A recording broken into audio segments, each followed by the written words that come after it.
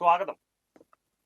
ലോക്സഭാ തെരഞ്ഞെടുപ്പിന്റെ വിവിധ ഘട്ടങ്ങളിലൂടെ നമ്മൾ ചർച്ച ചെയ്ത് കടന്നു പോകുമ്പോൾ ഇപ്പോൾ തെക്കേന്ത്യയിൽ നമുക്ക് പറയാനായി അങ്ങനെ കൂടുതലില്ല.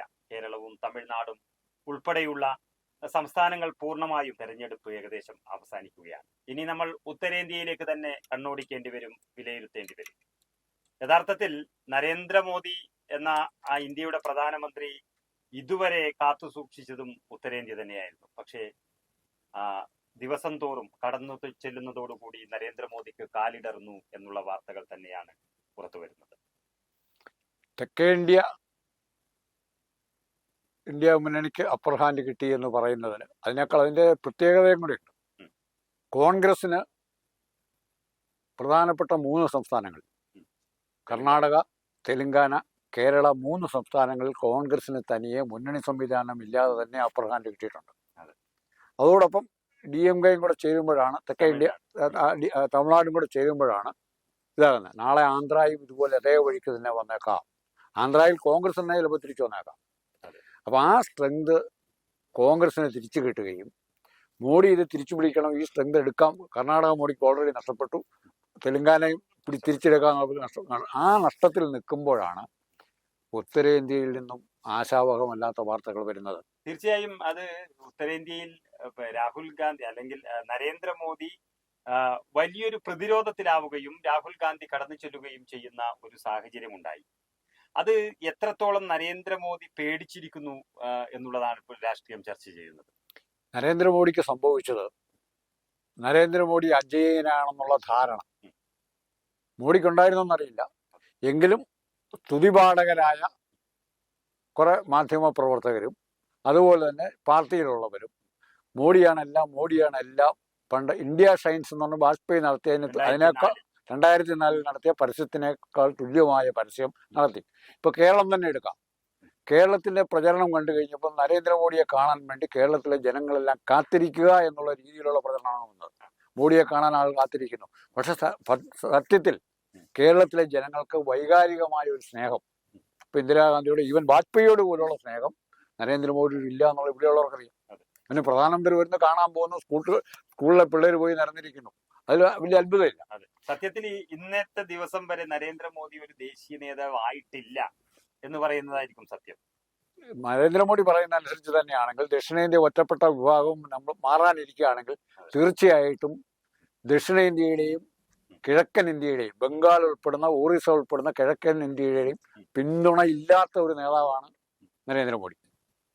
അതുകൊണ്ട് തന്നെ നരേന്ദ്രമോദി ഇപ്പോൾ എത്തിയിരിക്കുന്നത് ഒന്ന് രണ്ട് ദിവസങ്ങളല്ല, 1-2 ദിവസങ്ങളിൽ അദ്ദേഹം വളരെ ചെറുതായി പോയി എന്ന് തോന്നും അദ്ദേഹത്തിന്റെ പ്രസ്താവന കേട്ടാൽ.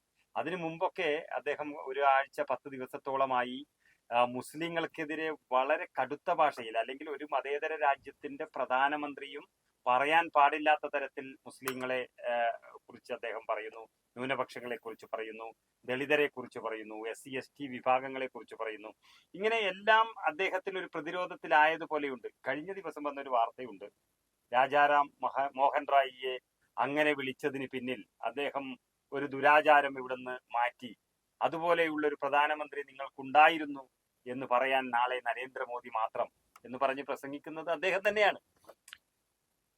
രാജാറാം മോഹൻ റോയിയുടെ ദുരാചാരം മാറ്റി എന്ന് പറയുമ്പോൾ സംഘപരിവാറിന്റെ ചില ശക്തികൾ രാജാറാം മോഹൻ റോയ് കൊണ്ടുവന്ന ഇംഗ്ലീഷ് സംസ്കാരത്തെ എതിർക്കുകയും ചെയ്യുന്നുണ്ട്.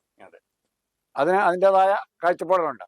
അപ്പോൾ ഹിന്ദുമതത്തിന്റെ നവോത്ഥാനമാണ് മോഡി ആഗ്രഹിക്കുന്നതെങ്കിൽ അയോധ്യയിൽ പോയി പ്രാണപ്രതിഷ്ഠയ്ക്ക് പൂജാരിയായി കവർന്നു കിടന്നപ്പോൾ തന്നെ മോഡി ഇന്ത്യക്കാരനല്ലാതായി, ഹൈന്ദവനല്ലാതായി. തീർച്ചയായും ഒരു ഹൈന്ദവന്റെ അല്ലെങ്കിൽ ഹൈന്ദവ വിശ്വാസികൾ ഇന്നും ഒരു നരേന്ദ്രമോദിയെയോ അല്ലെങ്കിൽ മറ്റൊരു ഒരു RSS നേതാവിനെയും ഒന്നും അത്ര അധികം കണ്ട് പിന്തുടരുന്നൊന്നുമില്ല. ഹൈന്ദവ വിശ്വാസികൾ, ഹൈന്ദവ വിഭാഗം എന്ന് പറയുന്നത് ഒരു സംസ്കാരം കൂടിയാണ്, വെറും മതമല്ല.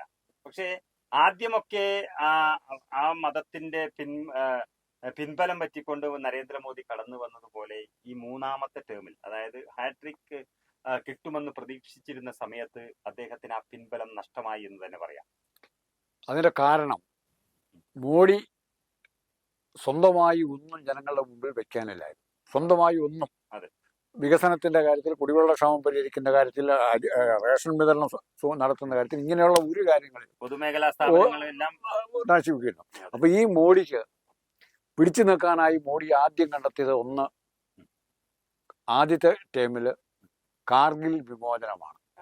പക്ഷെ ആ കാർഗിൽ വിമോചനം പോലും വളരെ ലജ്ജാകരമായ ഒരു സിറ്റുവേഷൻ ആയിരുന്നു.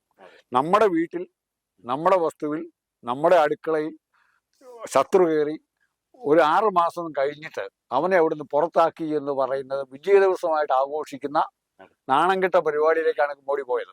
അതെങ്ങനെ വിജയ ദിവസം? അങ്ങനെയാണ് ബംഗ്ലാദേശ് മോചിപ്പിച്ച് ഇന്ദിരാഗാന്ധിയും കോൺഗ്രസ് അങ്ങോട്ട് പോയിട്ടായിരുന്നു അന്ന് അങ്ങോട്ട് പോയിട്ട് യുദ്ധം ചെയ്താണ്. സ്വന്തം അടുക്കള കയറിയാണ് ആ നാട്ടുകാരെ കൂട്ടി പുറത്താക്കി എന്നുള്ളത് മാത്രമേ ഉള്ളൂ. അതുപോലും നേട്ടമാണ് എന്ന് പറയാൻ ഒരു എളുപ്പമില്ലാത്ത ആളാ മോഡി. അങ്ങനെ പറയാനൊന്നും കയ്യിലില്ലെങ്കിലും ഇപ്പോൾ കഴിഞ്ഞ ദിവസം പഞ്ചാബ് മുൻ മുഖ്യമന്ത്രി ചെന്നി ഒക്കെ പറഞ്ഞൊരു കാര്യമുണ്ട്. വീണ്ടും ഇതാ പുൽവാമയുടെ ഓർമ്മകൾ പുതുക്കുന്ന തരത്തിൽ പുഞ്ച് വന്നിരിക്കുന്നു. ഒരു സൈനികൻ അവിടെ കൊല്ലപ്പെട്ടിരിക്കുന്നു. ആ സൈനികൻ കൊല്ലപ്പെട്ടതിനെ കുറിച്ച് നമുക്ക് വ്യക്തമായി പറയാനൊന്നുമില്ലെങ്കിലും ഒരു പഞ്ചാബിന്റെ മുഖ്യമന്ത്രി പറഞ്ഞ കാര്യങ്ങൾ വീണ്ടും BJP അവിടെ രാഷ്ട്രീയം കളിക്കുന്നു എന്നുള്ളതാണ്. ഇങ്ങനെ ആദ്യത്തെ 2014 നരേന്ദ്രമോദിയെ കുറിച്ച് ആർക്കും ഒന്നും വലിയ രീതിയിൽ അറിയുന്നതിന് മുമ്പ് അദ്ദേഹം പറഞ്ഞ കുറെ കാര്യങ്ങൾ വിശ്വസിച്ചു എന്നല്ലാതെ 2019 ഒരു പുൽവാമ, അത് കഴിഞ്ഞ് അദ്ദേഹത്തിന് പറയാനോ ചെയ്യാനോ ഒന്നും ഉണ്ടായിരുന്നില്ല. ആകെ പതിറ്റാണ്ടുകളായി, ഏകദേശം ഒരു 3-4 പതിറ്റാണ്ടുകളായി അവർ പറഞ്ഞുകൊണ്ടുവന്നിരുന്ന അയോധ്യ ക്ഷേത്രം പണി കഴിപ്പിച്ച് ആരാധനാലയമായി മാറി. അവിടെ മറ്റൊരു പണി BJPക്ക് എടുക്കാനില്ല. പക്ഷെ ഒന്നും പറയാനില്ലാത്ത BJP ഇങ്ങനെ ഓരോ അവസരങ്ങൾ തേടി പോവുകയാണ്. എത്രത്തോളം ലജ്ജാകരമാണത്. അവിടെ മോഡിയുടെ കണക്കൂട്ടൽ പിഴച്ചത്, അയോധ്യ ക്ഷേത്ര നിർമ്മാണം കഴിഞ്ഞ് അതിന്റെ മറ്റ് പരിപാടികളിലേക്ക് കിടക്കുമ്പോൾ മുസ്ലിം കമ്മ്യൂണിറ്റിയിൽ നിന്നും കാര്യമായ എതിർപ്പുണ്ടാകുമെന്ന് മോഡി പ്രതീക്ഷിച്ചിരുന്നു. അതൊരു വലിയ രീതിയിലേക്ക് നീങ്ങുമെന്നും ഒരു സാമൂഹിക സംഘർഷമായി തന്നെ അത് വളരുമെന്നും മോഡി പ്രതീക്ഷിച്ചിരുന്നു. പക്ഷേ മോഡിയുടെ ആ കണക്കുകൂട്ടല് ഇന്ത്യയിലെ മുസ്ലിം സമുദായം പരാജയപ്പെടുത്തി. അതൊരു നോൺ ഇവന്റാക്കി മാറ്റിയതിന്റെ പ്രധാന പങ്ക് ഇവിടുത്തെ മുസ്ലിം പൊളിറ്റിക്സിനുണ്ട്. അത് ആ പൊളിറ്റിക്സ്, ആ സെക്കുലർ പൊളിറ്റിക്സിനെ നിലനിർത്തിയത്, വളർത്തിയെടുത്തതും കോൺഗ്രസ് ആണ് തന്നെ. തീർച്ചയായും മതേതര പ്രസ്ഥാനം അല്ലെങ്കിൽ മതേതര രാജ്യമായി ഇന്ത്യ നിലനിൽക്കണമെന്ന് ആഗ്രഹിക്കുന്ന വലിയൊരു ശതമാനം, ഒരു 80% ആളുകൾ ഇപ്പോഴും അങ്ങനെ തന്നെയാണ് എന്ന് വിശ്വസിക്കുന്നു.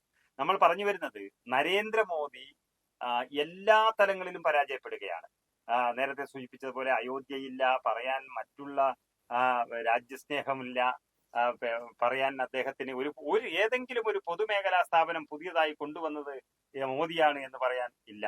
അദാനിയെയും അംബാനിയെയും കൊണ്ടുവന്നു എന്നല്ലാതെ മറ്റു സാധാരണക്കാർക്ക് വേണ്ടി ഇവിടെ എന്തു ചെയ്തു എന്ന് ചോദിച്ചാൽ നരേന്ദ്രമോദി ബിഗ് സീറോയാണ്. അവിടെയാണ് അദ്ദേഹം ചോദ്യം ചെയ്യപ്പെടുന്നത്. നരേന്ദ്രമോദിക്ക് വേണമെങ്കിൽ ഈ നേട്ടങ്ങളെ സ്വന്തമായിട്ട് അവതരിപ്പിക്കാനോ സ്വന്തമായി എന്തെങ്കിലും ചെയ്യുവാനോ സാഹചര്യമുണ്ടായിരുന്നു. പക്ഷേ ഓരോ സ്റ്റേജായിട്ടാണ് മതത്തെ അല്ലെങ്കിൽ അതുമായി ബന്ധപ്പെട്ട ജാതീയതയും കൂട്ടിപ്പിടിച്ച് നേട്ടമുണ്ടാക്കുക എന്നുള്ള ഒറ്റ പൊളിറ്റിക്സിലേക്ക് നരേന്ദ്രമോദി ചുരുങ്ങിയപ്പോൾ മറ്റ് പലതിനേക്കാൾ താഴെയായി നമ്മുടെ കേരളത്തിലെ ഉദാഹരണം പറഞ്ഞാൽ MM മണിയോ അല്ലെങ്കിൽ ജയ്ക്കോ അല്ലെങ്കിൽ റഹീമോ സംസാരിക്കുന്നത് പോലെ തരംതാണ പ്രസ്താവനകളിൽ കൂടെ രാഷ്ട്രീയത്തെ, രാഹുൽ ഗാന്ധിയെ പപ്പുമോനെന്ന് വിളിക്കുമ്പോൾ യാതൊരു ഉളുപ്പും കൂടെ വിളിക്കുക, അത് തന്നെ ഇവിടെ പിണറായി വിജയൻ ആവർത്തിക്കുന്നു. അപ്പൊ അത്തരം തരംതാണ പ്രവർത്തന ശൈലിയിലേക്ക് മോഡി സ്വയം തെന്നി വീഴുകയാണ് ചെയ്ത്, അല്ലെങ്കിൽ ആരെങ്കിലും മോഡി ആ വഴിയിലേക്ക് തള്ളിവിട്ടു. യഥാർത്ഥത്തിൽ നമ്മൾ പറഞ്ഞു വരുന്നത്, നരേന്ദ്രമോദിക്ക് അല്ലെങ്കിൽ ദക്ഷിണേന്ത്യ പൂർണ്ണമായും നഷ്ടപ്പെട്ടു എന്ന് മനസ്സിൽ ഉറപ്പിച്ച നരേന്ദ്രമോദി ആണ് ഇപ്പോൾ വലിയൊരു അപകടകാരിയായി മാറിയിരിക്കുന്നത്. അദ്ദേഹം പറയുന്നത് എന്താണെന്നോ അദ്ദേഹം പ്രവർത്തിക്കുന്നത് എന്താണെന്നോ അദ്ദേഹത്തിന്റെ ലക്ഷ്യം എന്താണെന്നോ ഒന്നും ഇപ്പോൾ മനസ്സിലാകുന്നില്ല. നേരത്തെ നമ്മൾ സൂചിപ്പിച്ചതുപോലെ അമിത്ഷാ എന്ന് പറയുന്ന BJPയിലെ രണ്ടാമൻ നരേന്ദ്രമോദിയെ വെറുത്തതുപോലെയോ അല്ലെങ്കിൽ സംശയിക്കുന്നത് പോലെയുള്ള ഒരു രീതിയിലേക്ക് എത്തിക്കഴിഞ്ഞു എന്ന് വരുമ്പോൾ നരേന്ദ്രമോദിക്ക് ഒരിടത്തും അഭയം കിട്ടാത്തൊരവസ്ഥയാണ് ഇന്ത്യയിലെ ലോക്സഭാ തെരഞ്ഞെടുപ്പിൽ കാണുന്നത് എങ്കിൽ നരേന്ദ്രമോദി വീണ്ടും ഗുജറാത്തിലേക്ക് ചുരുങ്ങുന്നുണ്ടോ എന്നതാണ് നമ്മുടെ സംശയം.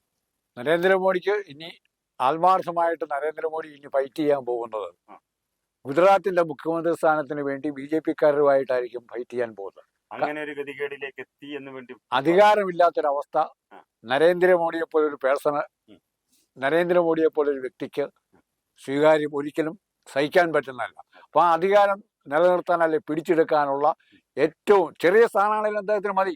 ഗുജറാത്ത് മുഖ്യമന്ത്രി സ്ഥാനം മതി. അവിടുന്ന് അപ്പൊ അതിനു വേണ്ടിയുള്ള ശ്രമം, നീചമായ ശ്രമങ്ങളിലേക്ക് തന്നെ മോഡി പോകും. അതെ, അദ്ദേഹത്തിന്റെ വാക്കുകളിലും പ്രവൃത്തികളിലും ഒക്കെ അതാണ് കാണിക്കുന്നത്. അതായത് ഇന്നും ഇന്നലെയൊക്കെ ആയിട്ട് അദ്ദേഹം പറഞ്ഞ വാക്കുകൾ എന്ന് പറയുന്നത്, എനിക്കും യോഗി ആദിത്യനാഥിനും മക്കളില്ല, ഞങ്ങൾ നിങ്ങളുടെ മക്കൾക്ക് വേണ്ടി പ്രവർത്തിക്കുന്നു എന്നൊക്കെയുള്ള വളരെ ബാലിശമായ ചില വാക്കുകളാണ് അദ്ദേഹം ഉപയോഗിക്കുന്നത്. അപ്പൊ അത്രയ്ക്കും അത് മക്കൾക്ക് വേണ്ടി പ്രവർത്തിക്കുന്നു എന്നുള്ളത് ബാലിശമെന്നല്ല പറഞ്ഞതിന്റെ അർത്ഥം. പക്ഷെ അത്രയ്ക്കും നരേന്ദ്രമോദിയിൽ നിന്നും പ്രതീക്ഷിക്കാത്ത, അല്ലെങ്കിൽ നരേന്ദ്രമോദി പറയുന്നൊരു, അദ്ദേഹത്തിനൊരു ഹെഡ് വെയിറ്റ് അല്ലെങ്കിൽ അദ്ദേഹത്തിനൊരു പവർ ഉണ്ടായിരുന്നു, അതിൽ നിന്നൊക്കെ വളരെ താണ് അദ്ദേഹം വരികയാണെങ്കിൽ ഗുജറാത്തിൽ ഒതുങ്ങുക തന്നെ ചെയ്യുമെന്നുള്ളതിന്റെ ഒരു സൂചനയാണ്. മക്കളില്ല എന്ന് പറയുമ്പോൾ രണ്ട് കാരണങ്ങളാലുണ്ട്. ഒന്ന് ബ്രഹ്മചര്യം സ്വീകരിച്ചിട്ട് മക്കളില്ലാത്തതാകാം, അല്ലെങ്കിൽ ബയോളജിക്കലായിട്ടുള്ള എന്തെങ്കിലും കാര്യം കൊണ്ട് മക്കളില്ലാത്തതാകാം. അത് യോഗ്യതയാന്ന് പറഞ്ഞാൽ മോഡിക്ക് യോജിക്കേ പറ്റുള്ളൂ. എല്ലാവരും പുരുഷനായിട്ട് ജനിക്കുന്ന എല്ലാവരും ഹൈന്ദവ ധർമ്മം അനുസരിച്ച് ഗൃഹസ്ഥാശ്രമം പറയുന്നുണ്ട്. അപ്പൊ ഹൈന്ദവ ധർമ്മത്തെ അവിടെ നിഷേധിക്കുന്നു. അതായത് ബ്രഹ്മചാരിയായിട്ട് അധികാരവും രാഷ്ട്രീയവും വേണ്ട എന്ന് പറഞ്ഞപ്പോൾ അതല്ല മോഡി ചെയ്യുന്നത്. ഇപ്പൊ നരേന്ദ്രമോദി എന്താണ് പറയേണ്ടത് എന്നുള്ളതിന്റെ വലിയൊരു ആശയക്കുഴപ്പത്തിൽ തന്നെയാണ് നിൽക്കുന്നത്. അദ്ദേഹത്തിന്റെ രാഷ്ട്രീയം ഒരു മൂലയിലേക്ക് ഒതുങ്ങി നിൽക്കുന്നു. നേരത്തെ പറഞ്ഞ പോലെ ഉത്തരേന്ത്യയിൽ പല സംസ്ഥാനങ്ങളും കൈവിടുന്നു എന്ന് പറയുന്നു. ഏറ്റവും ഒടുവിലായി ഒരു വാർത്ത വന്നിരിക്കുന്നു ഹരിയാനയിൽ നിന്ന്.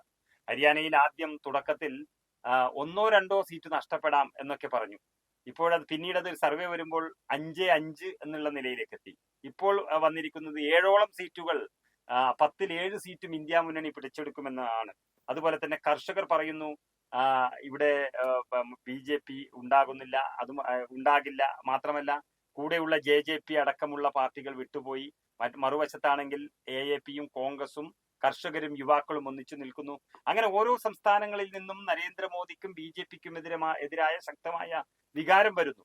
ഇങ്ങനെയുള്ള ഒരു സാഹചര്യത്തിൽ നരേന്ദ്രമോദി എങ്ങോട്ട് പോകും, അല്ലെങ്കിൽ നരേന്ദ്രമോദിയുടെ ഇപ്പോഴത്തെ ഒരു അവസ്ഥ എന്താണെന്ന് നമുക്ക് ഊഹിക്കാം. നരേന്ദ്രമോദിക്ക് പറ്റിയ കുഴപ്പം, കഴിഞ്ഞ തെരഞ്ഞെടുപ്പിൽ ഇത്രയും വ്യാപകമായ ഭൂരിപക്ഷം കിട്ടി, വ്യാപകമായി പിന്തുണയും കിട്ടിയിട്ട് അത് ശാശ്വതമായിരിക്കുമെന്ന് വിചാരിച്ചു. 1. 2, ആ കഴിഞ്ഞ പ്രാവശ്യം കിട്ടിയ പോപ്പുലേഷൻ സപ്പോർട്ട് അല്ലെങ്കിൽ ഏത് ജനവിഭാഗത്തിൻ്റെ സപ്പോർട്ട് കിട്ടിയോ അതിനപ്പുറത്തേക്ക് ആരെയും ആകർഷിക്കാൻ, ഒരു പുതിയ ജനവിഭാഗത്തെ ആകർഷിക്കാൻ മോഡിക്ക് സാധിച്ചില്ല. അതോടുകൂടി തന്നെ മോഡിയുടെ വളർച്ച മുരടിച്ചു പോയി. ഒരു ബോൺസായി ചെടി പോലെ ആയി മോഡി. കുറെ ഹിന്ദി ബെൽറ്റിലെ കുറെ ആൾക്കാരെ പറഞ്ഞു പറ്റിക്കുക എന്നത് മാത്രം, ആ രീതിയിലേക്ക് മോഡി മാറിയത് കൊണ്ടാണ് BJPയുടെ വളർച്ചയിൽ നിന്ന് മോഡിയുടെ വളർച്ചയിൽ നിന്ന് ആ ഒരു ബോൺസായി ആയി അത് മാറിപ്പോയി. ചൈനയുമായുള്ള ബന്ധം, അല്ലെങ്കിൽ ചൈന ഇന്ത്യയെ നിരന്തരം ആക്രമിക്കുന്നു എന്നുള്ളൊരു പരസ്യപ്പെടുത്താത്ത ഒരു സംഭവം, അത് നരേന്ദ്രമോദിയെ ബാധിച്ചിരിക്കാം എന്ന് തോന്നുന്നു. നരേന്ദ്രമോദിയെ ചൈന നിരന്തരം ആക്രമിക്കുന്ന സമയത്ത് നരേന്ദ്രമോദിക്ക് പ്രതികരിക്കാൻ പറ്റുന്നില്ല എന്നുള്ളതാണ്. 2 പട്ടാളക്കാർ, ചൈനീസ് പട്ടാളക്കാർ മരിച്ചാൽ അത് വലിയ ആഘോഷമായിട്ട് ഇവിടെ കൊണ്ടാടുകയാണ്. അത് എന്താണ് യഥാർത്ഥം എന്ന് പാർലമെന്റിൽ നിന്ന് ചർച്ച ചെയ്യാൻ പോലും സമ്മതിക്കുന്നില്ല. അത് തന്നെയാണ് നരേന്ദ്രമോദി യാഥാർത്ഥ്യം പറയാൻ പാർലമെന്റിൽ പലപ്പോഴും ഭയക്കുന്നു, മടിക്കുന്നു. നേരെ മറിച്ച് ഒരു പാകിസ്ഥാനുമായുള്ള ഒരു യുദ്ധത്തിലാണെങ്കിൽ വലിയ രീതിയിൽ അത് ആളിക്കത്തിക്കാൻ ശ്രമിക്കുന്നു. ഇതൊക്കെ പ്രത്യേകിച്ച് ഉത്തരേന്ത്യക്കാർ അനുഭവിക്കുന്നതും കണ്ടു നിൽക്കുന്നതുമായ ചില കാര്യങ്ങളാണ്. ഇതൊക്കെ നരേന്ദ്രമോദിയെ വല്ലാതെ നരേന്ദ്രമോദിക്ക് വല്ലാതെ ഒരു അപകടം സൂചന തന്നെയാണ് ഉത്തരേന്ത്യക്കാർ നൽകുന്നതും. അതുകൊണ്ട് തന്നെയാണ് പല സംസ്ഥാനങ്ങളിലും BJP താഴോട്ട് പോയിക്കൊണ്ടിരിക്കുന്നത്. പക്ഷെ തെക്കേ ഇന്ത്യക്കാരിൽ നിന്നും ഉത്തരേന്ത്യക്കാർക്കുള്ള ഏക വ്യത്യാസം, ഏത് നല്ല പരീക്ഷണത്തിനും ഉത്തരേന്ത്യയിലെ കർഷക ജനത തയ്യാറാവും. ആദ്യ ഒരു ഘട്ടത്തിൽ അവരെ വഞ്ചിച്ചു എന്ന് തോന്നിക്കഴിഞ്ഞാൽ അതിലും ശക്തമായി തിരിച്ചടിക്കാനും തയ്യാറാകുന്ന ഒരു വിഭാഗമാണ് ഉത്തരേന്ത്യയിലുള്ളത്.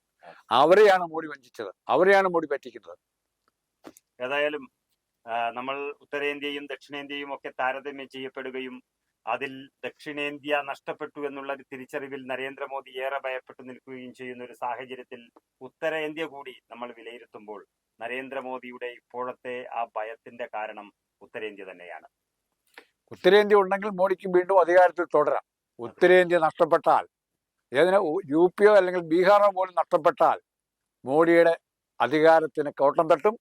മോഡിയുടെ അധികാരത്തിന് പുറത്തുനിന്ന് മാത്രമല്ല, ഇന്ത്യ മുന്നണിയിൽ നിന്ന് മാത്രമല്ല വെല്ലുവിളി ഉണ്ടാകാൻ പോകുന്നത്, BJPക്ക് അകത്തുനിന്നും സംഘപരിവാറിന്റെ അകത്തുനിന്നും ഉണ്ടാവും. സ്വയം നിലനിൽപ്പ് നഷ്ടപ്പെടുന്ന എല്ലാ തരത്തിലും നിലനിൽപ്പ്. അതുകൊണ്ടാണ് നമ്മൾ മുമ്പേ പറഞ്ഞത്, ഗുജറാത്തിന്റെ മുഖ്യമന്ത്രിയാകാൻ വേണ്ടി ചിലപ്പോൾ മോഡി ശ്രമിക്കുന്നതിന് മടി കാണിക്കുകയാണ്. ഏതായാലും നരേന്ദ്രമോദിക്ക് രാജ്യത്തിന്റെ ഭരണം മാത്രമല്ല ഉണ്ടായിരുന്നത്, BJP എന്ന പാർട്ടിയുടെ സർവാധിപത്യവും അദ്ദേഹത്തിന് തന്നെയായിരുന്നു. അദ്ദേഹത്തിന്റെ തന്നെയാണ് അവസാന വാക്കുണ്ടായിരുന്നത്. പക്ഷേ അദ്ദേഹത്തിന് പിഴച്ചാൽ BJP അദ്ദേഹത്തെ തന്നെ കൈകാര്യം ചെയ്യുമോ എന്നുള്ളതാണ് ഇനിയുള്ള നമ്മൾ നോക്കിക്കാണാനുള്ളത്.